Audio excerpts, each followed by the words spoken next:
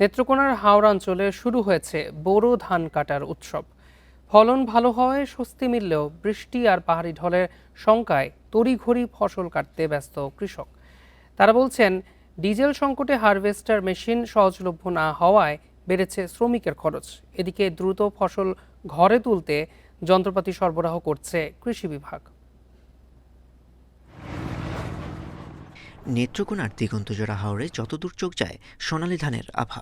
মদন মোহনগঞ্জ, খালিয়াজুড়ি সহ নিচু এলাকায় এরই মধ্যে শুরু হয়েছে বোরো ধান কাটা। বৃষ্টি আর আগাম বন্যার শঙ্কায় দিনরাত ধান কাটায় ব্যস্ত কৃষক ও দিনমজুর। এবার জেলায় 1,85,547 হেক্টর জমিতে বোরো আবাদ হয়েছে। এর মধ্যে হাওড় অঞ্চলেই 41,000 হেক্টরের বেশি জমিতে আগাম জাতের ধান চাষ হয়েছে।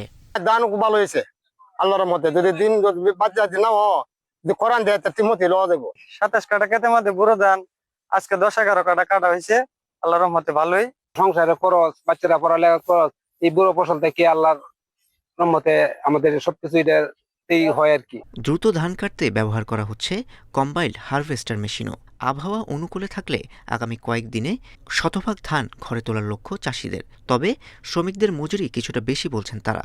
ফসলের ন্যায্য দাম মিললে হাসি ফুটবে কৃষকের মুখে। 10 কাটা জমি ধান আমার কোরাস লাগবে, আগাম যে 10 কাটা লাগাইছে এটা আমি কোরাকি গেলে তাই এখন পরবর্তীতে ধানটা আমার 30 কাটা জমিনের দাম এটা আমি বিক্রি করে দেয়। আগাম ধানটা কাটতেছি, হ্যাঁ এটা মোটামুটি ভালোই হয়েছে, 29 ধানও মোটামুটি ভালো হয়েছে। কৃষি বিভাগ বলছে আবহাওয়া খারাপ হওয়ায় আগেই ধান ঘরে তুলতে কারিগরি সহায়তা দেওয়া হচ্ছে। সরবরাহ করা হচ্ছে হারভেস্টার মেশিন। আমরা কিন্তু এখানে শতভাগ কম্বাইন্ড হারভেস্টের মাধ্যমে আমরা ধান কর্তন করবো এবং দ্রুত সময় যাতে আমাদের কৃষকেরা ধান কাটতে পারে, এই জন্য আমরা কিন্তু প্রয়োজনীয় ব্যবস্থা গ্রহণ করছি।